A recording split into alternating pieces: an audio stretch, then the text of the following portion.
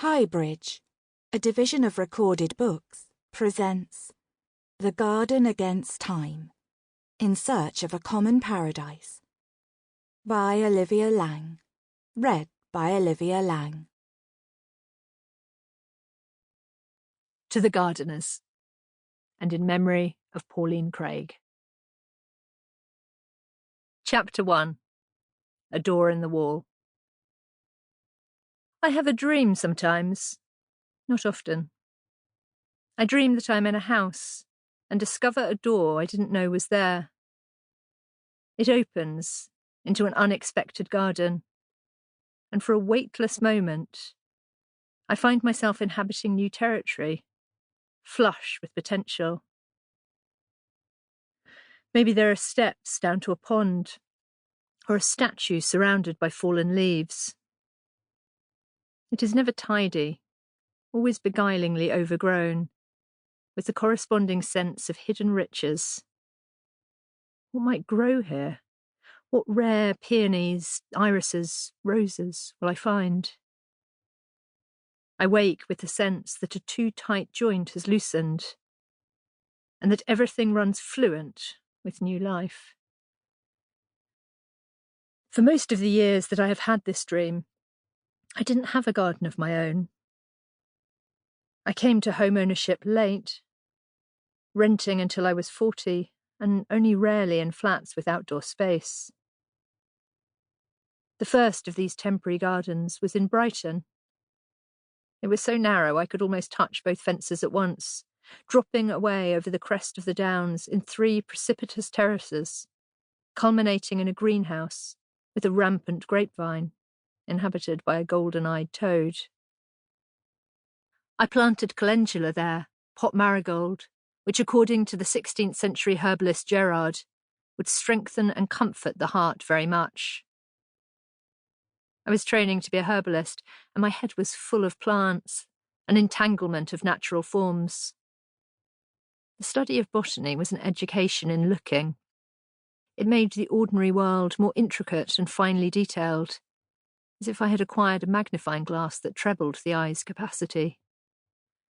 Each plant was so interwoven into human history that to study it was to tumble down a conduit through time. The wild marigold is like unto the single garden marigold, but altogether lesser, and the whole plant perisheth at the first approach of winter, and recovereth itself again by falling of the seed. In Cambridge a decade later, I planted salvias and broom, and remade the stinking pond, which in the spring was full of newts, swimming to the surface to exhale a silver ball of air. I lived on short-term contracts, with black mould on the walls, but the gardens made me feel permanent, or maybe instead brought me to terms with transience. What I loved, aside from the work of making, was the self-forgetfulness of the labour, the immersion in a kind of trance of attention that was as unlike daily thinking as dream logic is to waking. Time stopped, or rather swept me up with it. In my 20s, I'd read a list of rules for being, and was so impressed that I copied them into my little black notebook, which, in those days, was full of aphorisms and advice about how to be a person. The rule I liked best stated that it is always worth making a garden, no matter how temporary your stay. Perhaps they wouldn't last, but wasn't it better to go on like Johnny Appleseed, leaving draughts of pollen in your wake? Each of these gardens was a way of making myself at home, but all the same I longed for a permanent space of my own. More each time a landlord ended a contract and sold off the space that so evidently wasn't mine. I'd wanted it since childhood, even more painfully than I wanted a house. Love aside, it was the most consistent and consuming of all my desires. And as it happened, the one thing brought the other into my life, a surge of good fortune I still can't quite believe. In my 40s, I met, fell in love with, and soon married a Cambridge don, an inordinately clever, shy, and affectionate man. Ian was much older than me, and lived in a terraced house that was filled from floor to ceiling with books. His wife had recently died, and just after I moved in, he had 2 serious operations. We'd become friends in the first place because of our shared interest in gardening, and after he retired, we began to talk about moving somewhere with the potential to restore a garden, or make one from scratch. It wasn't clear how long we'd have together, and creating a garden felt like the right way to spend at least some of that time. During this period of searching, my aunt emailed me a photograph of a house enveloped to the gutter in roses, which had been trained in loose curves so that sprays of flowers tapped against the windows. There were box squares on either side of the front door, clipped into the comical form of Mr. Kipling's French fancies. It looked exactly like the solid, 4-square, chimneyed houses I'd drawn as a child, an embodiment of the rootedness I'd craved so badly in those rickety and uncertain years. I skipped through the descriptions of the interior until I got to the section titled Outside. The RHS gardens are a particular feature of the house, laid out by the distinguished gardener Mark Roomery of Knockcuts. This was more promising. Though I hadn't heard of Mark Roomery, I knew of Knockcuts, the famous Suffolk nursery that often won medals at Chelsea for its displays. We went to look at it in January 2020, driving through little Suffolk villages until we were almost at the coast. With each mile, the land grew flatter, and the sky seemed to accept more light. We were so early, I had time to eat poached eggs and toast in the cafe opposite, eyes trained on the clock. You couldn't see the garden from the street. It must be hidden round the back. I saw it as soon as the front door opened. The long, dim hall ran down to a second door made of glass. A wave of verdurous light flooded in. Outside, the trees were bare.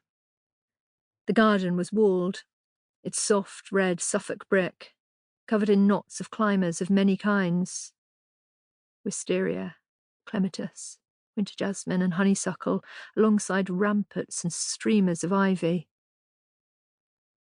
Everything was neglected and overgrown, but even at a glance I could see unusual plants like witch hazel, its lemon peel flowers exuding a hypnotic, astringent scent, and the unmistakable black buds of a tree peony. At the far end, a door in the wall led into a Victorian coach house, now used as a makeshift garage. Beyond it was a loose box with an iron manger, exactly like the one in The Children of Green Knowe, where Tolly leaves sugar lumps for the ghost horse Festi. In the potting shed, the owner showed me Mark Roomery's cobwebbed gardening apron, still hanging from its hook. The entire plot was just under 1/3 of an acre, but it felt much larger because it had been so cunningly divided with hedges, one of beech and one of yew, so that you could never see the entirety at once, but continually passed through doorways and arches into secretive new spaces.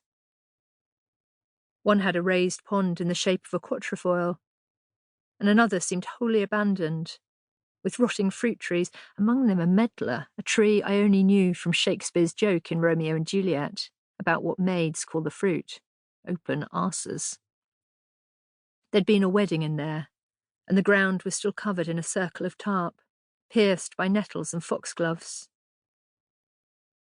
Beyond the far wall, a slope of parkland encircled a rose-pink Georgian mansion, just visible through the bare branches of the sycamores. There was a curved door in this wall too, padlocked and painted appealing duck-egg blue. Its presence had given rise to a rumour that this was once the dower house, though to me it echoed the enigmatic door in my garden dreams. Many of the walls were latticed with roses. They looked as if they hadn't been pruned in years, and I thought, of course, of cross Mary Lennox with her jaundiced yellow skin, who pried her way into a garden like this and emerged a different sort of girl altogether. If I'd scraped these roses with a penknife, I'd no doubt they'd be wick and green. Gardens have a knack for looking dead, but rarely are, and anyway, the ground was covered with snowdrops pushing through rotting leaves. And then, in the corner, I spotted a daphne, larger than any I'd ever seen, its shell-pink clusters exhaling unsteady streams of sweetness. It was the first plant I'd fallen in love with, the first botanical name I'd learned as a child. More than anything, I wanted this garden to be mine. That was January. Then it was February, and the first cases of COVID were being reported in the UK, followed by lockdowns in Italy, where the hospitals were already overwhelmed. At home, the Prime Minister, who would soon almost die of the virus, talked gaily about turning the tide. People began to wear masks, then to stay at home, then to worry over contamination by way of their post or shopping. Just after the spring equinox, a national lockdown was declared. Nearly everyone in the country was confined to their homes, permitted a single hour of outside exercise a day. And so the world, which had lately moved so fast, simply stopped on its heels. In Paradise Lost, Milton describes the earth hanging suspended from a chain. This is how it appears to Satan as he journeys from hell through the wastes of chaos. First, he sees heaven with its battlements of sapphire and opal, and then, fast by hanging in a golden chain, this pendant world, in bigness as a star of smallest magnitude, close by the moon. A small world, dangling. That's what the first suspended season of lockdown was like. The weather was balmy, tender, almost foolishly lovely. As everything else contracted, spring brought a counter-surge of beauty, a non-stop froth of cherry blossom and cow parsley. Cambridge emptied of tourists and students. Even the playgrounds were shut, the swings padlocked to their supports. Ian was in his 70s, with 2 aneurysms, and my panic over keeping him safe was already surging out of control.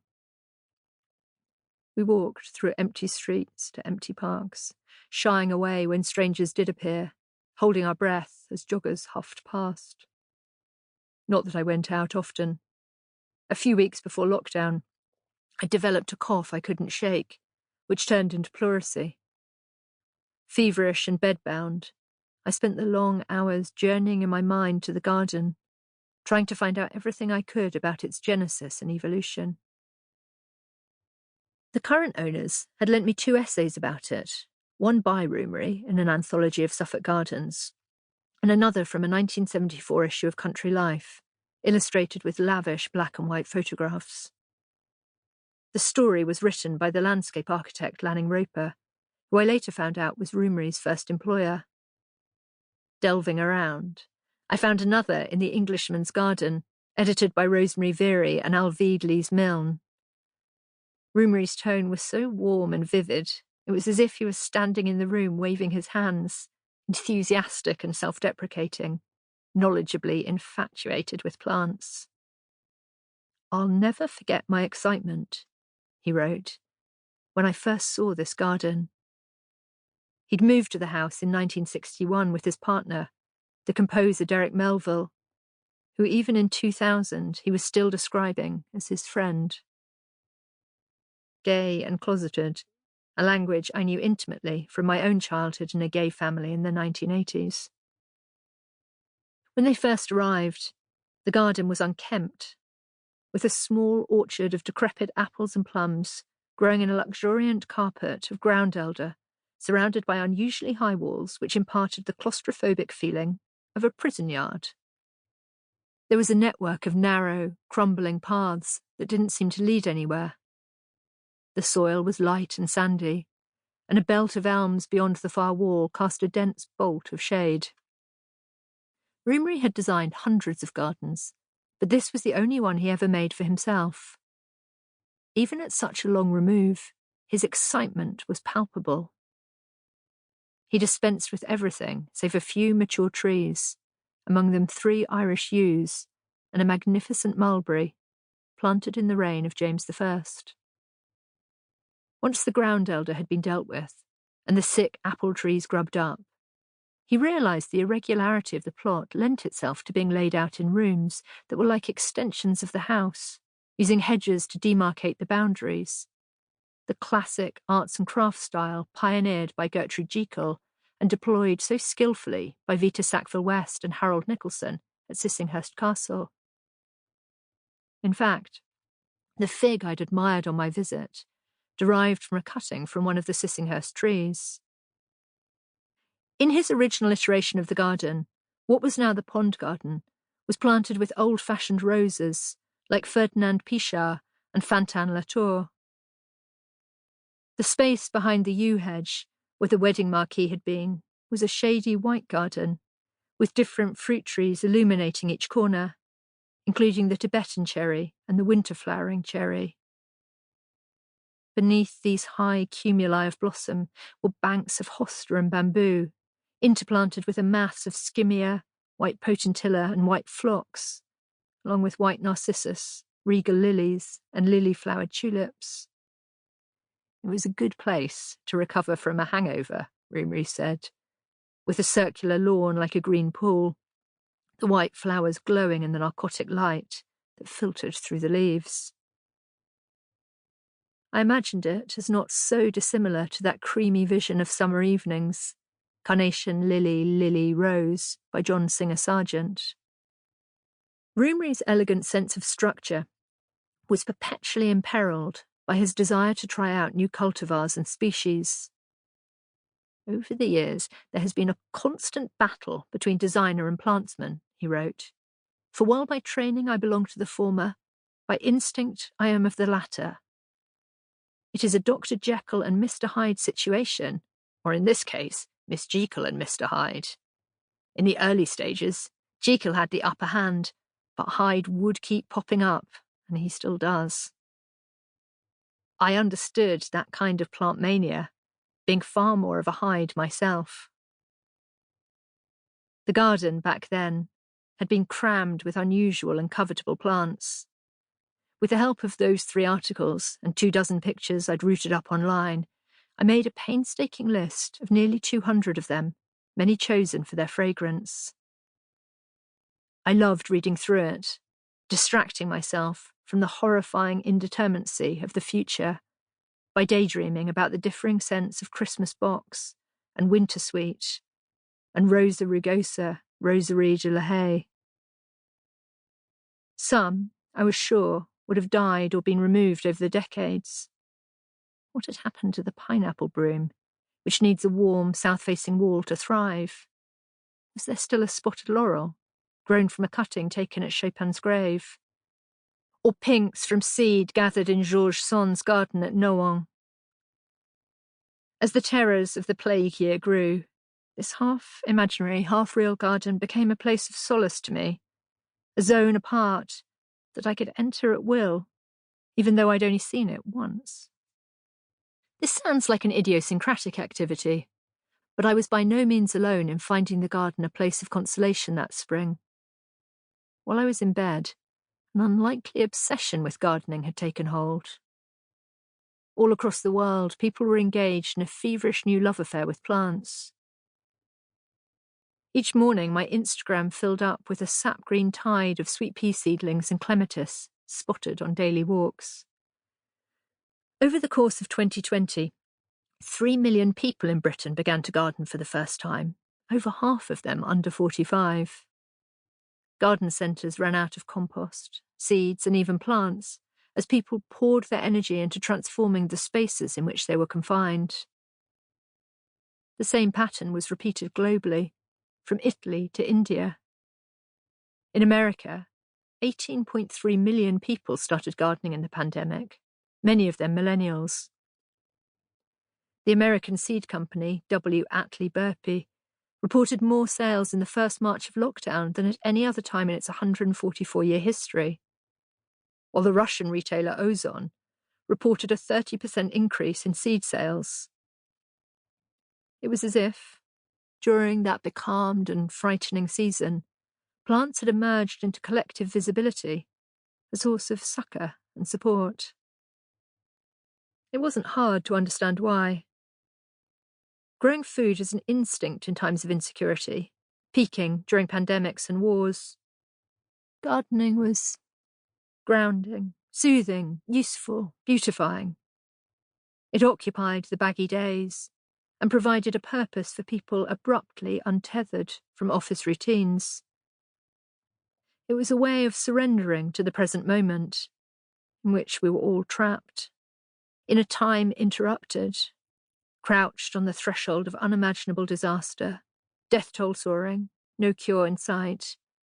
It was reassuring to see the evidence of time proceeding as it was meant to. Seeds unfurling, buds breaking, daffodils pushing through the soil. A covenant of how the world should be and might again. Planting was a way of investing in a better future.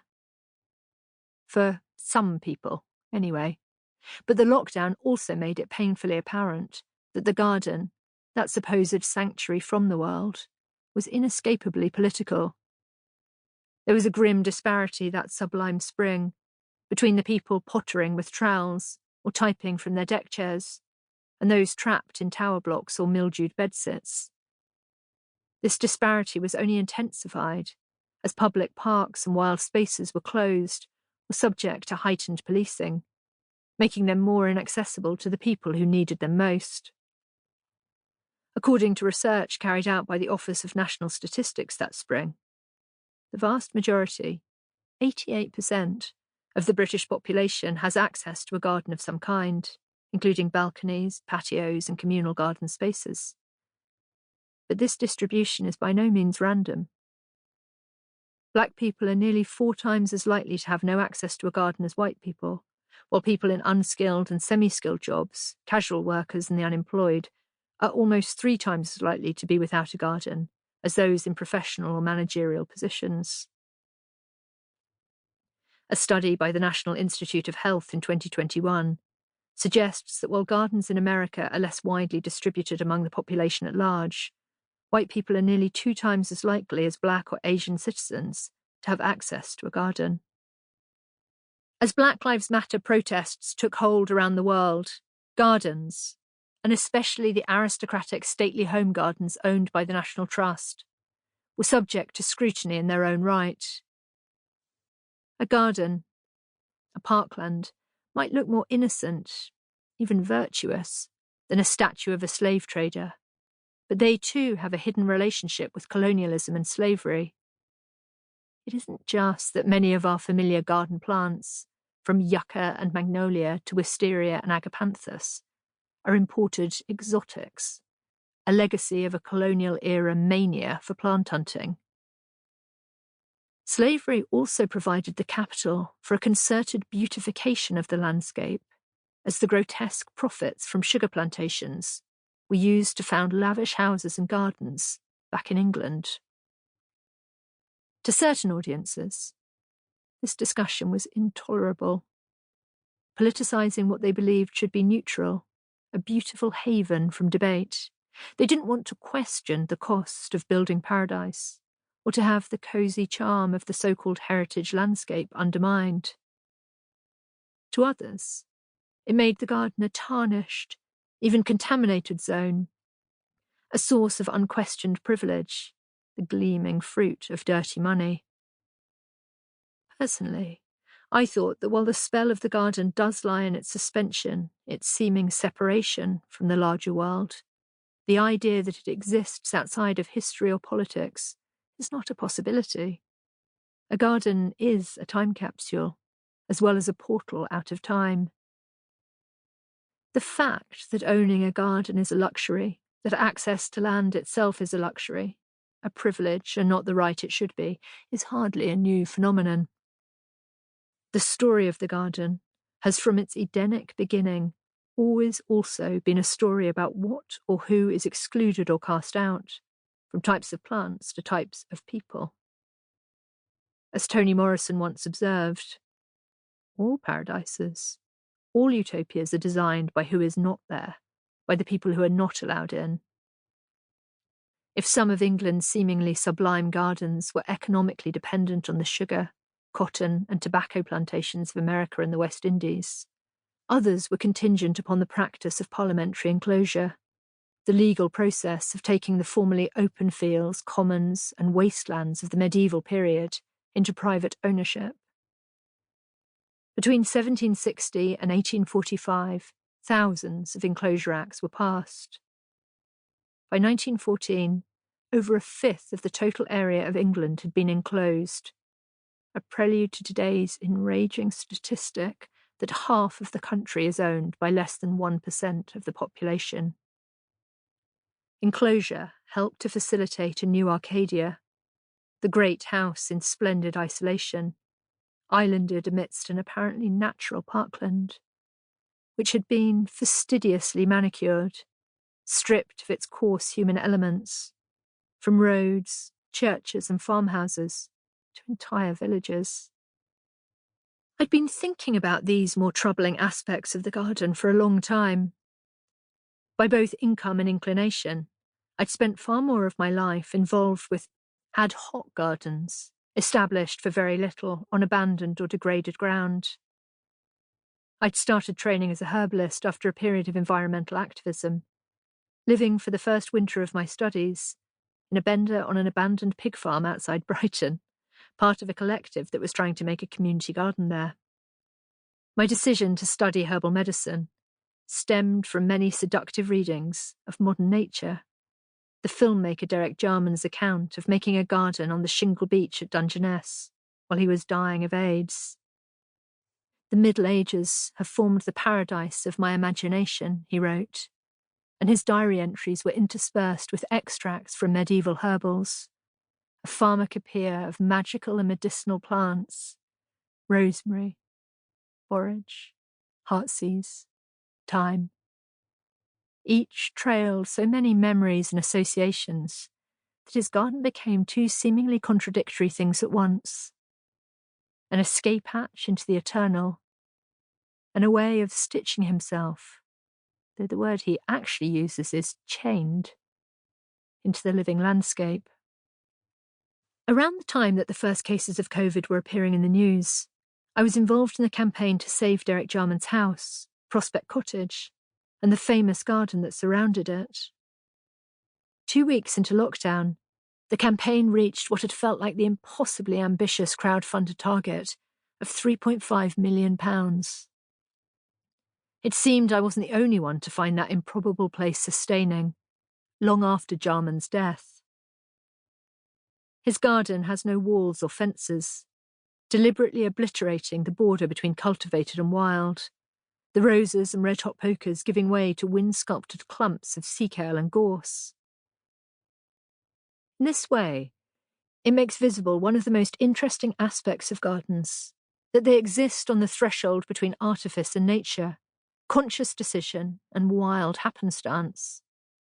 Even the most manicured of plots is subject to an unceasing barrage of outside forces, from weather, insect activity and soil microorganisms to pollination patterns. A garden is a balancing act, which can take the form of collaboration or outright war. This tension between the world as it is and the world as humans desire it to be is at the heart of the climate crisis. And as such, the garden can be a place of rehearsal too, of experimenting with inhabiting this relationship in new and perhaps less harmful ways. As I knew from my own experiences, the story of the garden does not always enact larger patterns of privilege and exclusion. It's also a place of rebel outposts and dreams of a communal paradise, like that of the Diggers, the breakaway sect of the English Civil War, who made the still radical assertion that the earth is a common treasury, imagine, for everyone to share. They established their brief vegetal Eden on St. George's Hill in Surrey, in what is now a gated community favoured by Russian oligarchs. This kind of garden is a place of possibility, where new modes of living and models of power can and have been attempted, a container for ideas, as well as a metaphor by which they can be expressed. Sample complete. Ready to continue?